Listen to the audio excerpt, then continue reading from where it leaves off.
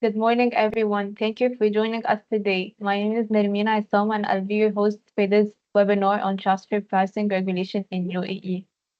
Before we dive into the session, let me provide a brief introduction to our company. ACME has established itself as a trusted tax and financial solution provider across the GCC region and Egypt. We're committed to delivering high-quality solutions tailored to the needs of various businesses across different industries. Our focus on quality and expertise has allowed us to build long-term relationships with our clients. Our exceptional team consistently delivers value efficiently, making us the preferred service provider in the region. Now, let me introduce our esteemed speaker for today's webinar, Ms. Aditi Bosch. Ms. Aditi is a senior tax manager with over 7 years of experience in international taxation. She has been actively assisting and advising multinational clients from various industries on cross-border transactions and compliance with complex taxation regulations. Beyond her expertise in international taxation, she is a qualified taxation lawyer with postgraduate degree in finance. Her skills in client management and her niche experience in taxation, litigations, and assessment make her a valuable asset to our team. So before we start, I encourage everyone in the audience to share your question in the Q&A section. This will help create an interactive session and ensure that you gain maximum value from today's webinar. Your participation is essential to the success of this event. I would now like to hand over the stage to Ms. Aditi to begin the webinar.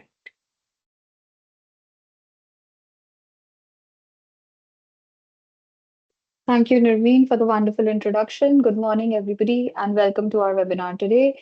So, as you're aware, today we'll be talking about the evolution of transfer pricing regulations in UAE. And before we get into the presentation, let's spend a moment here and just discuss what all contents we'll be covering today. So, in today's session, my friends, we'll be talking about how has the transfer pricing regulations evolved globally. What has happened across GCC? What has happened in UAE? We'll also be breaking down the entire concept of transfer pricing into several aspects, wherein we'll discuss about the framework of transfer pricing. We'll talk about related party transactions, connected persons transactions, how they exercise control. We'll talk about the documentation requirements, and of course, not to leave behind, we'll talk about the three-tier documentation, which is one of the most important aspects and questions which I'm sure all of you in the audience have today. Who has to maintain local file? Who has to maintain master file? What are the compliance requirements? We'll be talking about all of that in today's session. With that, we can move to the first slide, please.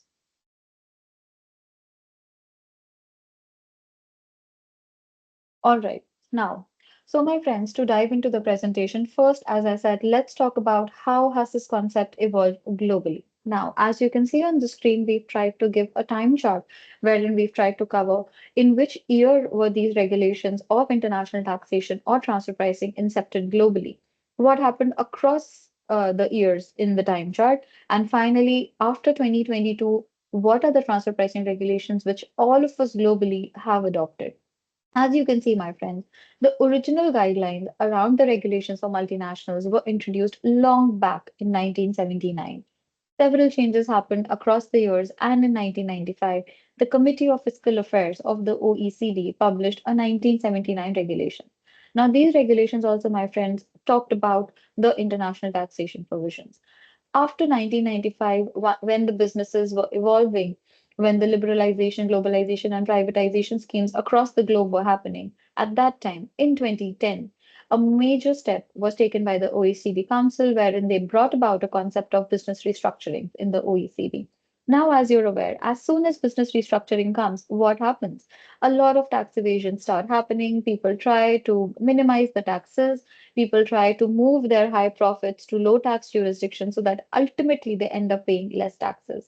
Now, to put an end to that, in the year 2015, the OECD brought about a very important package, which it called as the BEPS Action 15 package. Yes, my friends, the BEPS Action 15 package. Now, what is BEPS?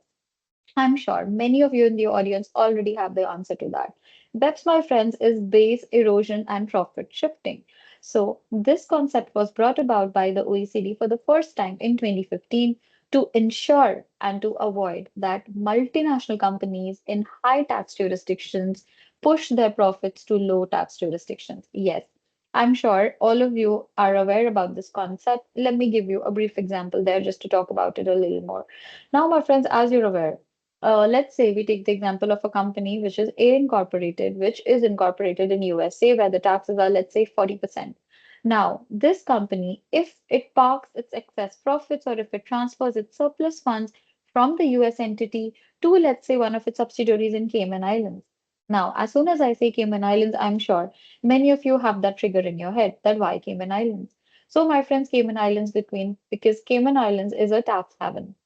Let's say this US entity transfers majority of its profits or the surplus funds to a subsidiary in Cayman Islands, and the reason is what? The reason is to avoid paying high taxes to the tune of 40% in US. If such a situation happens, my friends, then what happens is that the corporate tax base gets eroded and the profits, which means the excess profits, get shifted.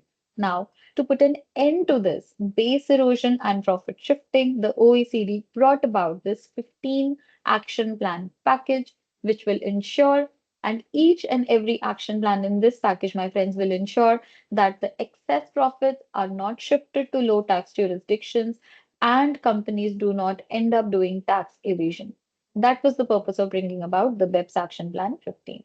Now, as soon as this plan came, what happened was that multiple companies across the globe started doing their restructurings again. Now, these restructurings, my friends, revolved around financial transactions.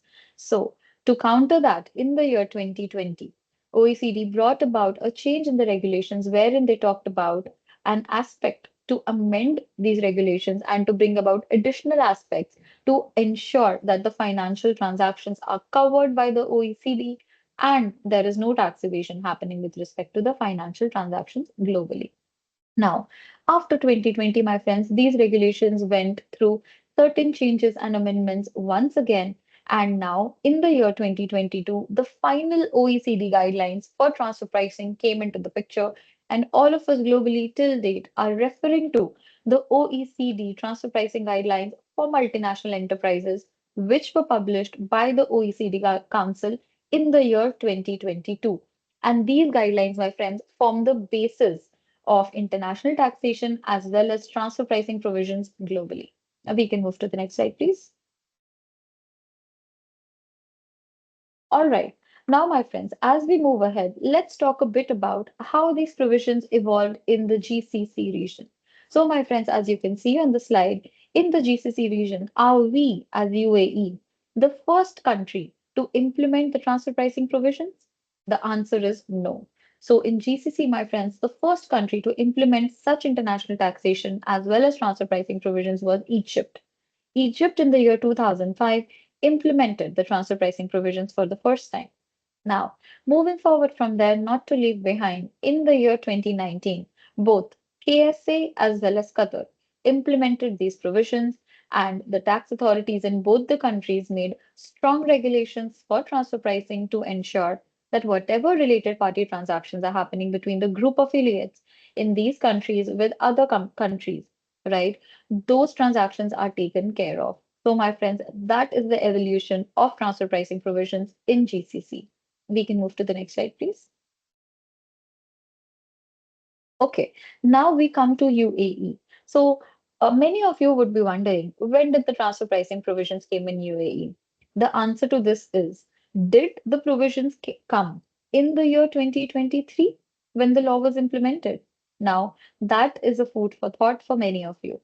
But let me tell you, my friends, as you can see from the slide, these provisions in UAE do not just date back to 2023 when the law was introduced, but they date back to the year 2020. Yes, my friends, that is pragmatic for the FTA, and let's spend a moment to discuss that. So, my friends, as you can see on the slide, in the year 2020, first time the Cabinet Decision number 44 was published. Now, what did this Cabinet Decision number 44, which was published by the FTA, talked about? So, this decision, my friends, talked about the important aspects, which are which company will be considered as a multinational company, which group will be considered as a multinational group, which entity will be an alternate reporting entity, which entity will be a constituent entity. All these aspects, my friends, were covered by the Cabinet Decision number 44 of 2020, which was published in the year 2020. Now, moving forward from there, as all of us know, the UAE corporate tax law was first announced by the FTA and by the Ministry of Finance in January 2022. It got published in the official gazette in October 2022. And as we are aware, it got effective from 1st June 2023. Now, the question is that did these provisions of transfer pricing come into the picture from 1st June 2023? Many of you will say yes, the transfer pricing provisions came into the picture from 1st June 2023. But let me give you an important insight there, my friends. These provisions not just came into the picture from 1st June 2023, but the FTA again has been very pragmatic in this. And the Ministry of Finance had issued a ministerial decision number 97 of 2023 in the month of April 2023. Now, what did this decision talk about? This decision, my friends, talked about the important aspect of the three-tier documentation. Yes. Now, with this decision, the Ministry of Finance clearly stated that the UAE corporate tax, whenever introduced, will be aligned with the OECD transfer pricing guidelines. And my friends, as you're aware, in the OECD transfer pricing guidelines, there is an action plan 13.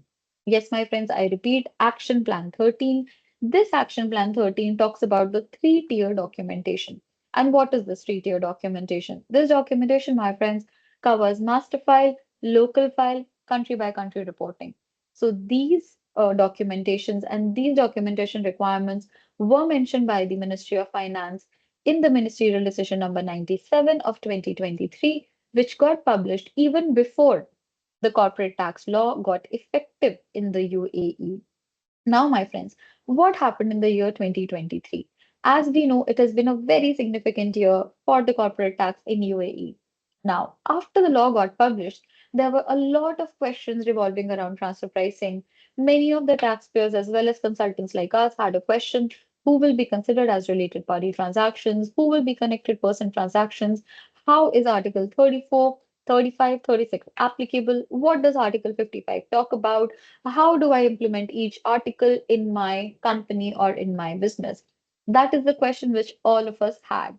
And as we know, the law has been vast. There has been an explanatory guide to it. There has been a set of FAQs which have been published by the FTA. And my friends, the FTA, again, to be very pragmatic, summarized all of this together. And in the month of October 2023, they published a transfer pricing guide, which summarized all the aspects around international taxation provisions published by the FTA. It comprised of all the transfer pricing regulations put together in one place. It talked about who are related parties, who are connected persons, how do I apply each article on my particular company, how do I undertake benchmarking of transactions? What is arm's length principle and how will it apply to my business? All these aspects, my friends, were properly covered by the FTA in the transfer pricing guide in October 2023. We can move to the next slide, please. All right, my friends. So here, now let's spend a moment here and talk about the three-tier documentation. Now, as we have discussed, the OECD transfer pricing guideline has a BEPS action plan 15. Now, in this BEPS action plan 15, which are 15 different action plans, there is one of the action plan which is a very important one, which is action plan 13. And this action plan, my friends, talks about the three-tier documentation, which is master file, local file, country by country reporting. And these three-tier documents are covered by the FTA in UAE as well. Now, my friends, let's spend a moment here and talk about what is a master file, what is a local file, what is a country by country report, and when does my company in UAE have to maintain any of these? Now, when my friends we talk about master file is a global document. It is a blueprint of the global attributes of a company's multinational group. Yes, to say it simply, my friends, it covers the aspects of a multinational group which cover not just one entity in one country, but it covers the various group affiliates which a group has globally. Now, my friends, master file has the profit drivers, the value drivers, the transactions, the nature of businesses of each entity in the group. That is what the master file covers. In short, my friends, master file is a blueprint of the group as a whole. Point number one. Point number two, when I talk about local file. Local file, my friends, is nothing but a simple transfer pricing document which we have to maintain at an entity level. Yes, at an entity level. And what elements does the local file comprise of? Now, my friends, the local file comprises of an executive summary, the summary of control transactions, the functional analysis section, the risk section, the industry analysis, and the economic analysis. And of course, as you know, the economic analysis section, my friends, covers the most vital aspect of transfer pricing, which is transfer pricing benchmarking. So all these aspects are covered in the local file. And when I talk about country by country report, my friends, it is a document which is a statistical document. It talks about the profits of the different group affiliates of the M&E group. It talks about the revenue streams. It talks about which constituent entity will be attributed how much profit. All these aspects, my friends, is covered in the country by country report. With that, we move to the next slide, please. All right, now, my friends, let's discuss about the concept of transfer pricing in UAE. Now, as we've discussed before, in UAE, transfer pricing is covered with various articles in the law. Transfer pricing is covered in Article 34, 35, 36, as well as Article 55 of the law. Now, my friends, these provisions of transfer pricing, as I said, have their genesis in the OECD transfer pricing guidelines, number one. Number two, they are applicable not only on my free zone company, but also on my mainland company. And number three, and a very important concept, which is these provisions are UAE. In UAE are applicable not just on cross-border transactions, but also on domestic related party transactions. Yes, my friends, I'll give you an example there. Let's say you have a company in mainland and you have a company in free zone, and these companies are transacting amongst themselves in UAE. Now, will this transaction be subject to transfer pricing? That is the question in your mind. So, to answer that, my friends, yes, this transaction between the mainland company and the free zone company, both of which are in UAE, will be subject to transfer pricing regulations. This transaction has to be done at arm's length as per Article 34 of the law. We can move to the next slide, please. All right, my friends, with that, we come to the first poll question of the day. And the question is, are the transfer pricing compliance obligations applicable in UAE on cross-border transactions as well as domestic party transactions? You have 30 seconds to answer. Your time starts now.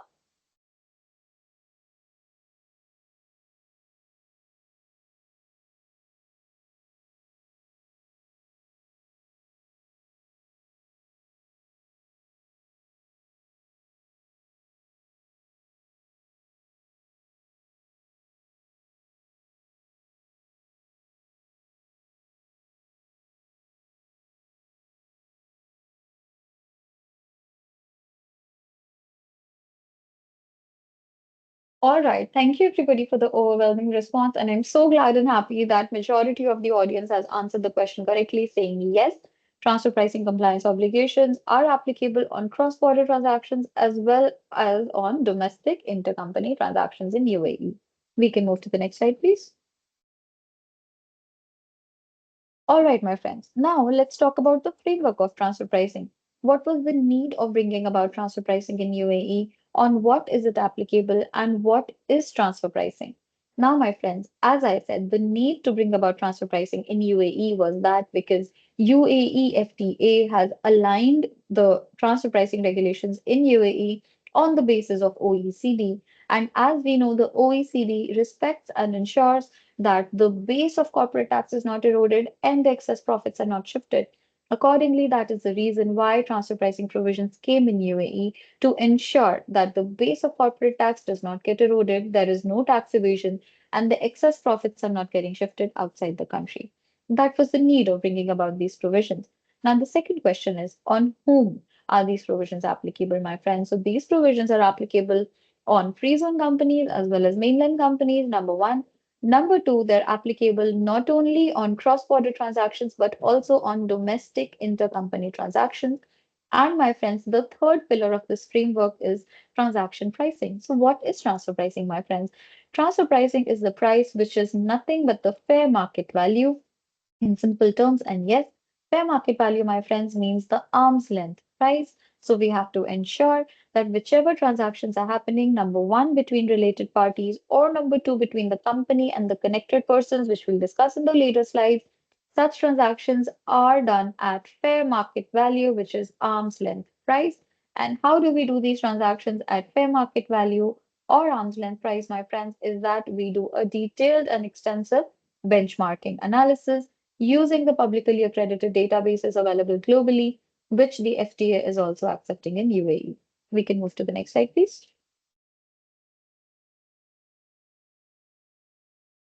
All right, my friends. Now, after we've discussed the three pillars of the framework, let's talk about the three-step approach of the transfer pricing regulations. Now, how do these provisions start their commencement? Now, the first step is we identify such transactions, which means that we identify the related party transactions, we identify the connected persons transactions. And my friends, the related party transactions in UAE are covered under Article 35 of the law. The connected person transactions, my friends, are covered under Article 36 of the law. So the first step is that we identify such transactions which are happening in our company. The second step is that after we identify these transactions, we do a detailed FAR analysis. Now, in this FAR analysis, my friends, we talk about the functions which a company does, the assets which a company employs, and the risks which a company assumes. Yes, my friends, this is a detailed FAR analysis. How do we do the FAR analysis? Is that we conduct interviews, which are called interviews, with the senior management or with the key managerial personnel in a company to understand that what are the functions, what are the assets, and what are the risks. Now, the question in your mind is that why do we do a FAR analysis? Why is it important for my company? Is it mandatory for me to be done? Now, the answer to that is yes. FAR analysis, my friends, is very important because if we do not do the FAR analysis, we will not understand and we will not know what is the correct characterization of a company. Is my company a full-fledged distributor? Is my company a limited risk distributor? Is my company working as a commissioner distributor or on a commission based model when I talk about a distributor? What is my correct characterization? What percentage of profit do I attribute to my company? All these aspects, my friends, these questions you can answer only once you do the FAR analysis. That is why FAR analysis is very, very important. Now, what happens after we do the FAR analysis? After we do the FAR analysis, my friends, we understand the correct characterization of a company. And when we know the correct characterization of a company, after that, we move forward and we do the economic analysis or the benchmarking analysis. Like I said, my friends, the benchmarking analysis is an exercise which has to be done using the publicly accredited databases, which are approved by the FTA as well. And when we do this analysis, we come out with and we determine a range, which is called the arm's length range. Now, this range, my friends, comprises of a lower quartile, which is the 25th percentile, and a higher quartile, which is the 75th percentile. Whatever transactions we are happening, the net profit which we earn on such transactions must lie within this interquartile range. That is the concept of benchmarking, my friends. And these three steps which we have given on this slide form an important basis of our local files. Why? Because in the local files, we identify the transactions, we do the FAR analysis, and we undertake the benchmarking analysis. With this, we can move to the next slide, please.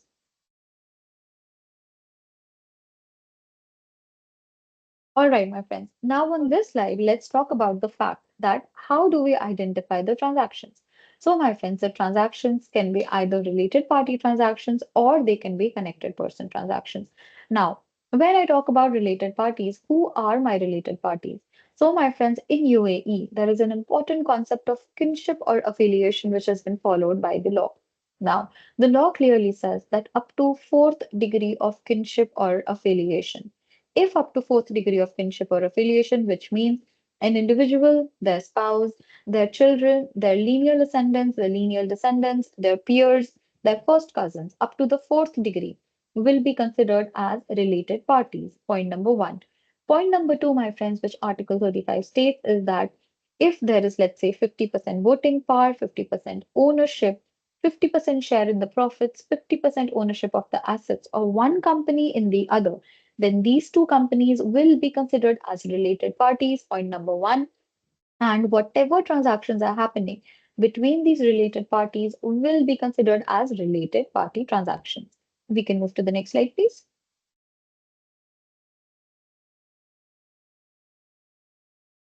All right, with that, we come to the second poll question of the day, my friends. And the question is, are transfer pricing compliance obligations applicable on connected person transactions? You have 30 seconds to answer. Your time starts now.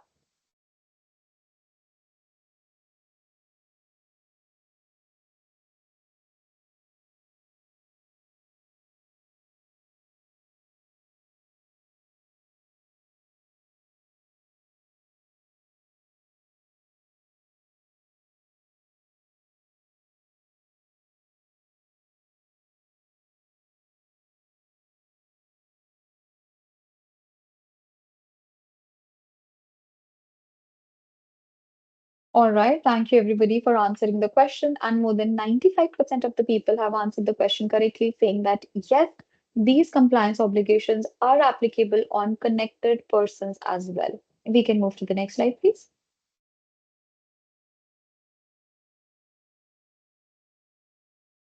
All right, my friends. Now, taking a cue from the poll question which we just discussed, let's spend a moment here and talk about connected persons. So, who are my connected persons and how does the law cover the connected persons?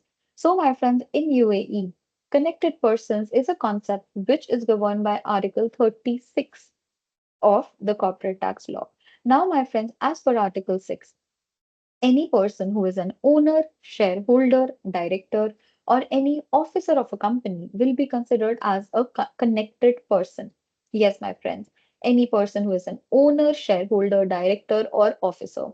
Now, as per 36, this is what is covered by the law. But there is an ambiguity in the law and a question in everybody's minds, I'm sure. And the question is that who is an officer? So, my friends, to answer that, till now, the FTA has not given any clarity on the concept of which person or which individual in an organization will be considered as an officer. That is why, out of abundant caution, what we advise all of you and what everybody in the market is taking as an assumption is that any individual who is exercising significant control and ownership over the business of a company, any person who is exercising significant influence and control over the decision making of a company will be considered as a connected person. So, my friends, because of that, even a general manager, even a managing director, even a manager, even any departmental head or a divisional head, if these individuals have a significant say in running the company's business, if these individuals have a significant control over the business activities, they will be considered as connected persons, and any remuneration which the company is paying to them in terms of salary has to be at arm's length price, and only the arm's length price or the fair market value of this salary will be allowed as a deduction to the company in their profit and loss account as per Article 28 of the law. So, my friends, we have to be very careful because this concept is linked. Whatever remuneration we are paying to our key managerial personnel, number one, you have to ensure that that remuneration is at fair market value. Only then the salary or the remuneration which you pay to those key managerial people will be allowed as a deduction as per Article 28 in your profit and loss account when we ultimately file the corporate tax return. So, my friends, this concept is linked. I again say, please be very careful with respect to your key managerial personnel. We can move to the next slide, please.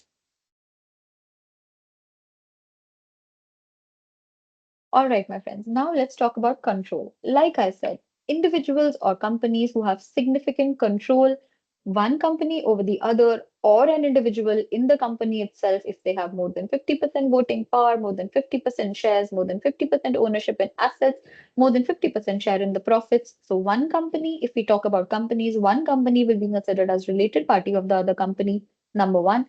Number two, if there are key managerial personnel and they have more than 50% voting power, more than 50% shares, more than 50% share in the profits, then they will be considered as connected persons. And this aspect, my friends, is covered by Article 36 of the law, which talks about control being exercised by one company over the other company, number one, or number two, control being exercised by an individual over a company. We can move to the next slide, please.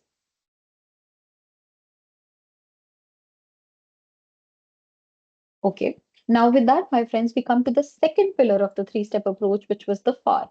So, my friends, as I said, the FAR is an important aspect. Why? Because we have to conduct detailed functional interviews with the key managerial personnel of a company to determine the functions which a company does, the assets which a company employs, and the risks which it undertakes, so that we ultimately know that what is the correct characterization of the company, number one. Number two, so that we know that basis the correct characterization, what is the profit share which we can allocate to such company. We can move to the next slide, please.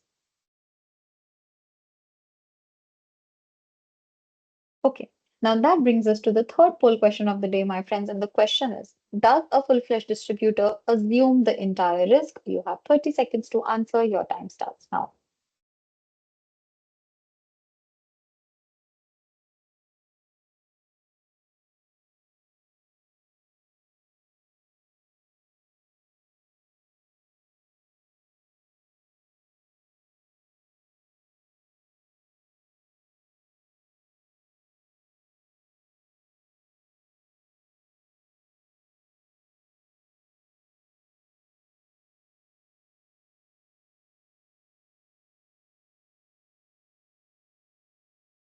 All right, thank you everybody for answering that. And more than 75% of the people have answered the question correctly, saying that yes, a full-fledged distributor assumes the entire risk.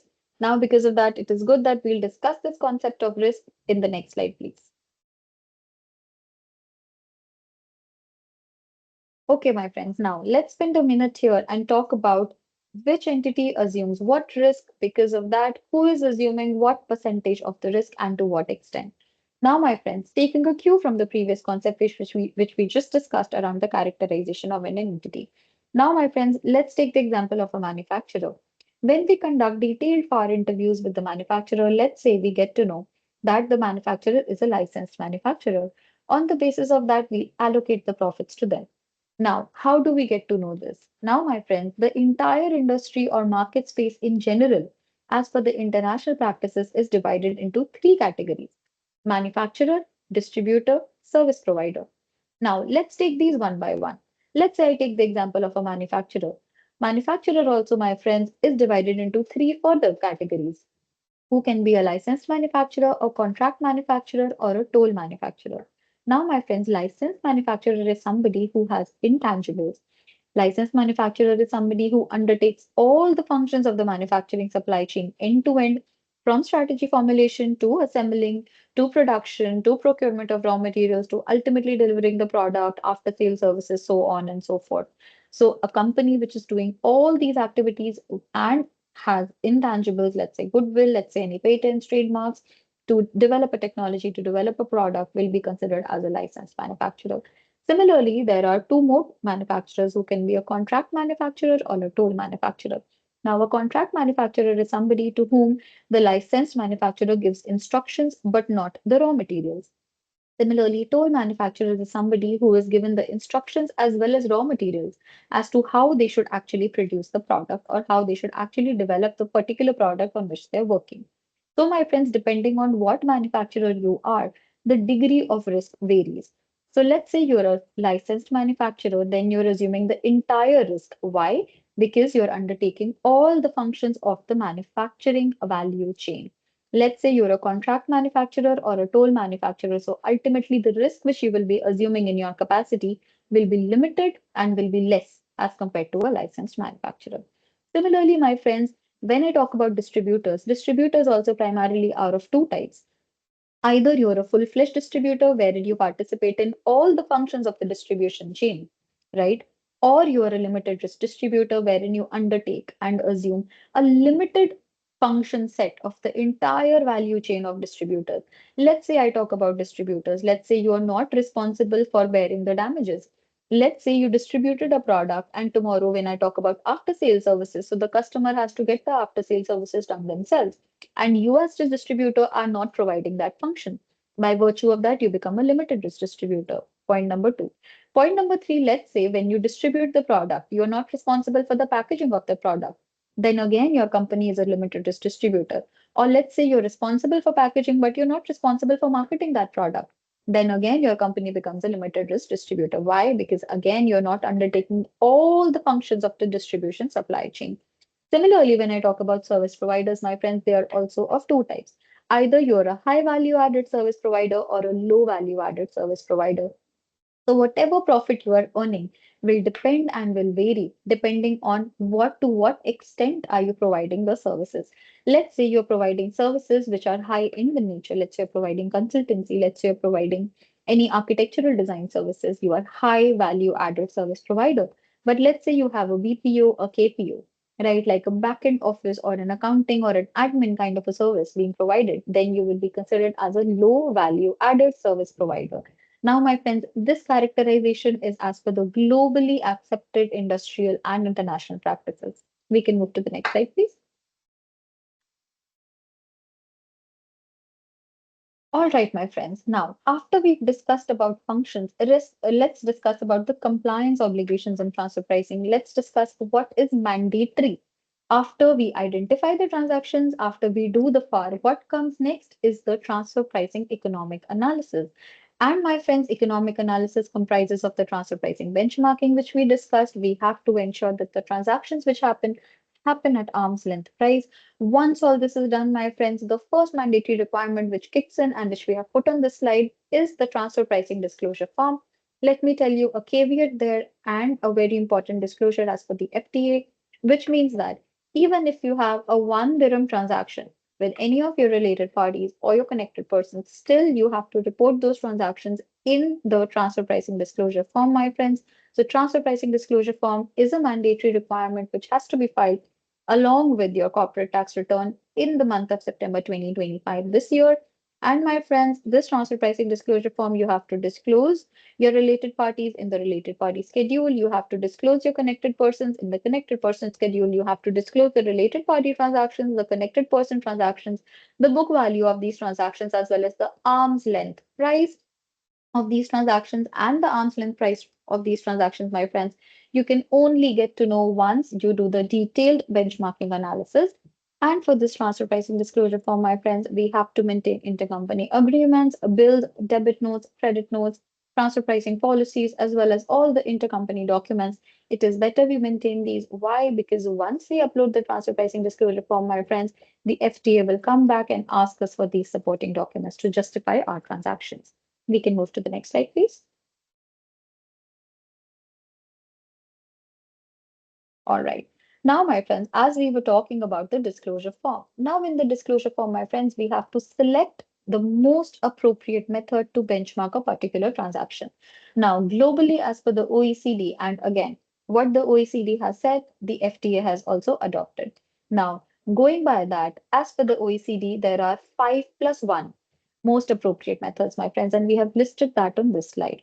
The first method, my friends, is the comparable uncontrolled price method, wherein we do an apple to apple comparison. 100% invoicing and 100% backup of all documents have to be there. Only then can we use the comparable uncontrolled price method. I'll give you an insight there and a hint there. In most of the companies where intangible payments are being made, let's say we are paying royalty payments, let's say we are paying patent fee, trademark fee, license fee, right? Things like that. In those cases, we use comparable uncontrolled price method, wherein one company is paying such payments of intangibles to the other company. In those situations, CUP is used. Similarly, when I move to manufacturers, in manufacturers, if all the data is available, then cost plus method is used. Similarly, for distributors, if we are testing the gross profit margins of the distributor, and if the company believes that the gross profit margins are fair, of the company, number one. Number two, if you're a distributor and if you're able to find out the gross profit margins of the comparables also from the database, then resale price method is used. Moving forward, there is another concept and another method, which is profit split method. So, my friends, profit split methods is generally used. It is the method of wherein there are two approaches, a contributory approach and a residuary approach. Okay, let's say one company has intangibles in the group and there is another company which also has intangibles. Number two, if the functions of these two companies are intrinsically linked, right? In those situations where the functions are intrinsically linked, number one. Number two, if both the companies in the group have intangibles, in that situation, profit split method is used, wherein the majority or the entity which is undertaking the majority of the functions will be attributed the higher profit, which is contributory, and the entity which is undertaking the limited functions will be adequately remunerated with residuary profit. So that concept, my friends, gets covered under profit split method. Moving forward, when I talk about TNMM, which is transactional net margin method. So this method, my friends, is the method of last resort. Now, in cases wherein we are unable to find apple to apple comparison, wherein for manufacturers or distributors, we are unable to use CPM or RPM respectively. Similarly, wherein entities in our group which are having related party transactions do not have intangibles. In those situations, we test the company's net margins, and these net margins, my friends, are tested under TNMM. Under TNMM, my friends, the profit level indicators which are used are OP by OC or OP by OR, depending on what transactions are happening. Further, moving forward, these were the five methods. And the sixth method, my friend, is the any other method. Now, when I talk about any other method, this method we generally use wherein we are using any valuation reports, any certificates from any third parties. So these are the six methods for transfer pricing. And one out of these six methods we have to select for each transaction which we list down in our transfer pricing disclosure form. We can move to the next slide, please.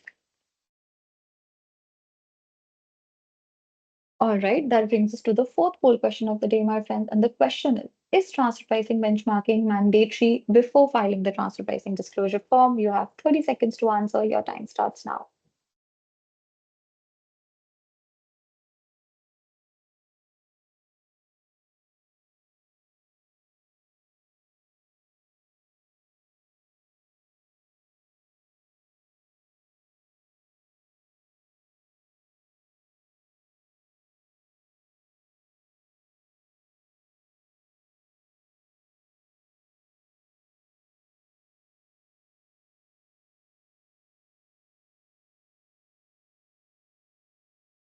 Thank you, everybody, for answering that. And yes, majority of the people have answered that question correctly, that yes, transfer pricing benchmarking is mandatory to be undertaken before we file the transfer pricing disclosure form. We can move to the next slide, please.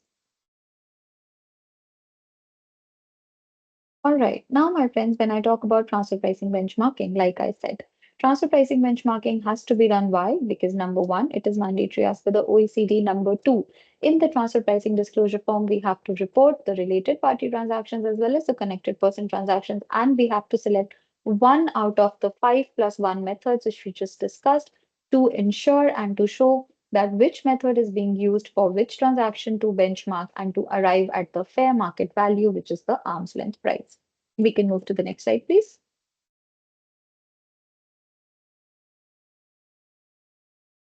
Okay, with that, we come to the fifth poll question of the day, my friends. And the question is, are all companies required to meet transfer pricing documentation requirements and file a master file and a local file? Your time starts now. You have 30 seconds to answer.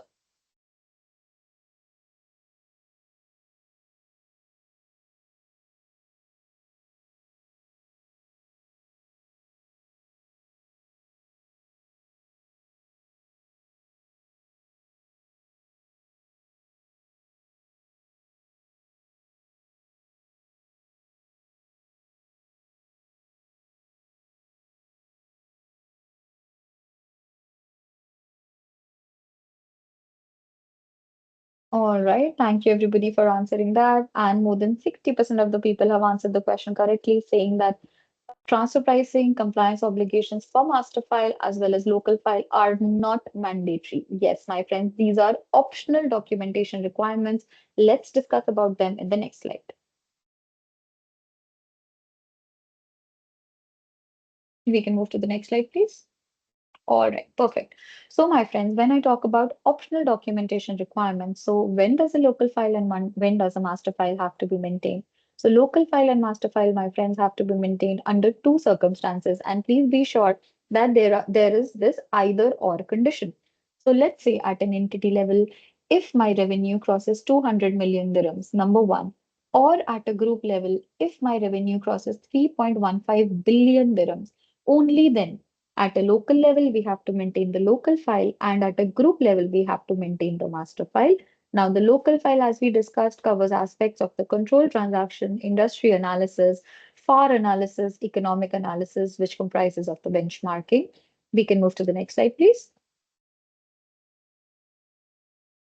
And my friends, master file, as I said before, is a global blueprint of the group as a whole. It talks about the group as a whole. It talks about the profit drivers, the value drivers, the intangibles, which entity has which intangible, how are the profits getting attributable to each entity in the group. It talks about the financial as well as the tax position of each group affiliate in the multinational group.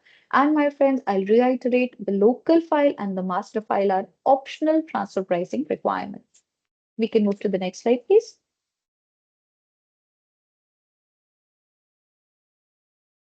Now, my friends, to address an ambiguity in the law when I talk about the small and medium enterprises. Now, there is an ambiguity in the law, my friends, which I'd like to share with you. And currently, it is said that if your revenue does not exceed 3 million dirhams, then you do not have to comply with transfer pricing provisions. But having said that, the FTA has still said that in those cases also, if you're having related party transactions or whatever remuneration you're paying to your connected persons, it is still advised that those are done at fair market value or at arm's length price. We can move to the next slide, please. All right, my friends, just to summarize the presentation today, we talked about the concept of transfer pricing. We talked about the three-pillar framework, which is the need, applicability, and the transfer pricing definition. We talked about identifying the related party transactions, the connected person transactions, what is FAR, how is it done, what is economic analysis, how do we do the benchmarking. We also talked about the mandatory transfer pricing requirements, which is the disclosure form. We talked about local file, master file, also, we talked about the important aspect wherein we talked about the characterization of an entity as per the FAR analysis. Now, with that, I'll hand over to Nirmeen, and after that, we'll take the Q&A session. Thank you, everybody.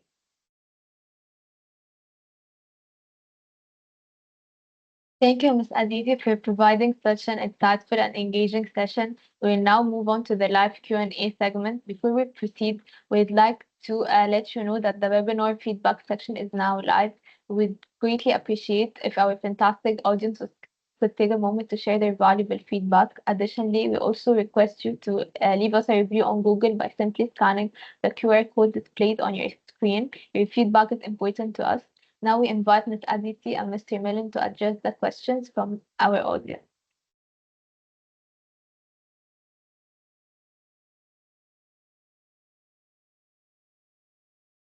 Thank you, Nalmi. Due to time constraint, we'll be selecting only few questions and addressing them. The first question is from Mr. Farooq. Are there any specific penalties for non-compliance with transfer pricing documentation in the UAE? Thank you, Mr. Farooq, for that question. And yes, to answer that, Mr. Farooq, there are penalties for non-compliance of the transfer pricing obligations in the UAE. There is a particular law which is called the Taxation Procedures Law, Mr. Farooq, and that law talks about what are the penalties, let's say, for non-disclosure. In the disclosure form, there is a penalty of 5,000 to 10,000. There is also penalty in cases wherein we do not file the disclosure form. There are penalties wherein we do not disclose the correct transaction number one. There are penalties wherein we do not disclose the transaction as a whole or we disclose an incorrect amount. So, depending upon what violation is it, Mr. Farooq, the penalty amount varies. But let me tell you that we have to be very careful because, as per the taxation procedures law, there are heavy penalties for non-compliance of transfer pricing provisions, be it the disclosure form or be it non-maintenance of local file or master file in case you cross the particular threshold. Now, do you have anything to add to that, Milan, basis our practical experience? Yes, Aditi, as you mentioned, it depends on what the non-compliance is and the penalty varies. And also we can refer to the Cabinet Decision number 75, which talks about the administrative penalties. Rightly said, Milan. We can take the next question now. Thank you. Next question is from Mr. Faisal. Does the UAE strictly follow OECD transfer pricing guidelines, or are there any local deviations? Thank you, Mr. Faisal, for that question. To answer that, Mr. Faisal, yes, the UAE FTA has categorically said that they will follow whatever has been mentioned in the OECD transfer pricing guidelines, number one. Number two, when I talk about any variations done in UAE vis-a-vis the global provision, so this variation, Mr. Faisal, revolves around when we talk about the concept of connected persons. Because as we know, Mr. Faisal, the OECD has talked about related party transactions, but there is no mention of connected person transactions.